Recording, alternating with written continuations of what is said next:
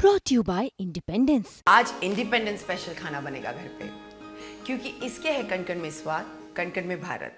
हमारे साथ हैं आम आदमी पार्टी के राज्यसभा सांसद Sanjay Singh. Sir, national conference और कांग्रेस का अलायंस होता है और गृह मंत्री अमित शाह की तरफ से एक लंबी लिस्ट है सवालों की। 10 सवाल पूछे उन्होंने राहुल गांधी से, जिसमें यहां तक उन्होंने पूछ दिया है कि क्या कांग्रेस पार्टी अब जम्मू कश्मीर की सत्ता पाकिस्तान समर्थित परिवारों के हाथ में देना चाहती है?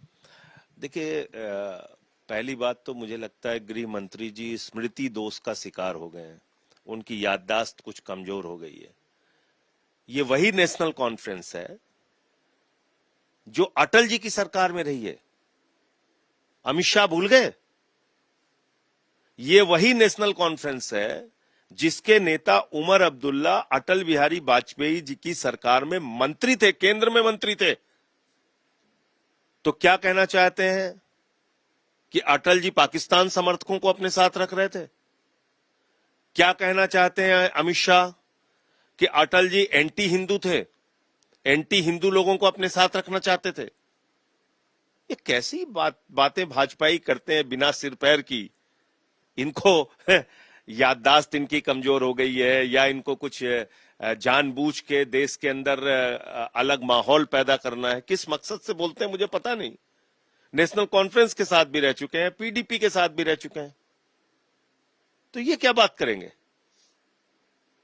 इसलिए सेलेक्टिव तरीके से आप राष्ट्रवादी हो जाएंगे, मतलब सुबह उठे राष्ट्रवादी हो गए, राष्ट्र में राष्ट्रद्रोही हो गए, शाम को किसी और के साथ खड़े हो गए, दोपहर में किसी और के साथ खड़े हो गए।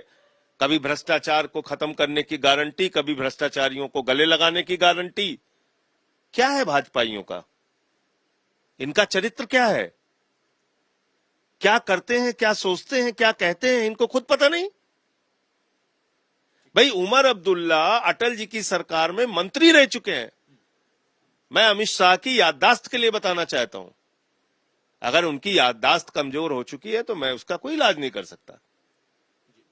सर, इससे एक अलग सवाल और भी है कि असम के अंदर जो एक और बिल्कुल हॉरेंडस, जिसको आप इंस्टेंस कह सकते हैं, गैंगरेप का माइनर लड़की के साथ हुआ, उसमें जो मुख्य आरोपी है उसकी नदी में डूब के मौत होने की खबर आ रही है। लेकिन वहीं दूसरी तरफ सवाल ये उठ रहा है कि असम के मुख्यमंत्री हिमंता बिस्वा शर्मा जिस तरह से माइनर हिंदू लड़की के साथ अपराध होने की जिक्र कर रहे हैं, तो वो कहीं ना कहीं जो रिलीजन की फॉल्ट लाइन्स हैं उसको ड्रॉ करने की कोशिश वहां कर रहे हैं। इस तरह के सवाल उठ रहे हैं। देखिए, कहीं मुस्लिम लड़कियों के रेप में हिंदू लड़कों का नाम आएगा, कहीं हिंदू लड़की के रेप के केस में मुस्लिम लड़कों का नाम आएगा।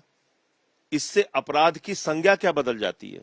अपराध तो अपराध है ना, उसके खिलाफ सख्त से सख्त कार्रवाई कीजिए, हिंदू हो या मुसलमान हो।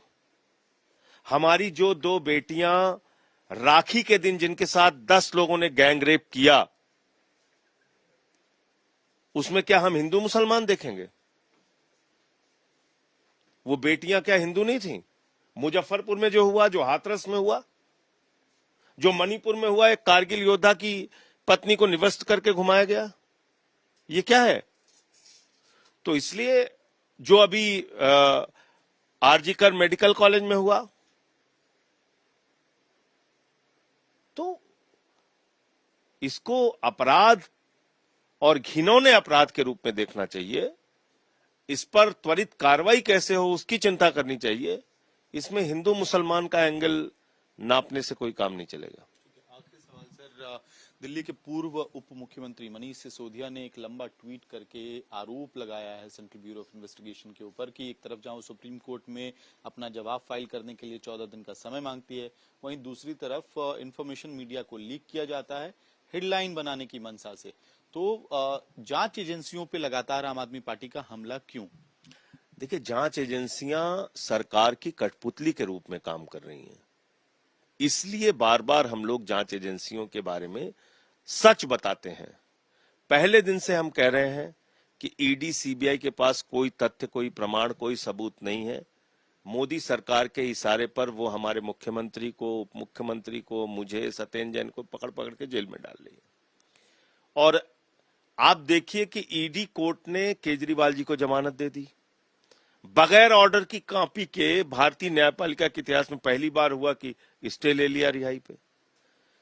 फिर सुप्रीम कोर्ट ने जमानत दे दी, फिर नया सीबीआई का केस बनता है, फिर तारीख पे तारीख चल रही है।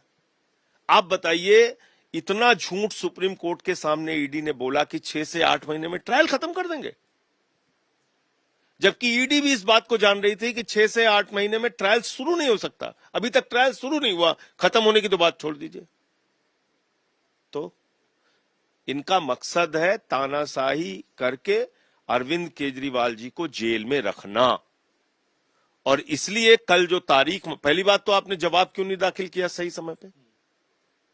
क्या कर रहे हो भाई आप चिल्ला चिल्ला के कहते हो ये सबूत है वो सबूत है, और उसके बाद जवाब नहीं दाखिल करते। इसके मतलब आपके पास कुछ है नहीं, कोई सबूत नहीं है आपके पास। तो आपने एक अलग और 14-15 दिन की तारीख लेने के लिए आपने एक बहाना बता दिया, फिर मीडिया में आप खबरें लीक कर रहे हैं। तो ये इन्वेस्टिगेशन नहीं चल रहा है, ये प्रताड़ना चल रही है केजरीवाल जी को मानसिक और शारीरिक रूप से प्रताड़ित करने की, और तानाशाही चल रही है मोदी सरकार की, जो साफ तौर पे दिख रहा है। तो निश्चित रूप से आम आदमी पार्टी कह रही है कि जो पूरा इन्वेस्टिगेशन है असल में वो प्रोसेस को पनिशमेंट बनाने की भी कोशिश की जा रही है। वहीं दूसरी तरफ संजय सिंह आम आदमी पार्टी के गृह मंत्री अमित शाह पर हमला बोल रहे हैं और कह रहे हैं कि बीजेपी को याद करना चाहिए कि किस तरह से उमर अब्दुल्ला उन्हीं की सरकार में, वाजपेयी जी की सरकार में एमओएस एक्सटर्नल अफेयर्स मिनिस्टर थे। वीडियो सहयोगी अंकित सिंह के साथ मोहम्मद भारद्वाज, दिल्ली, आज तक।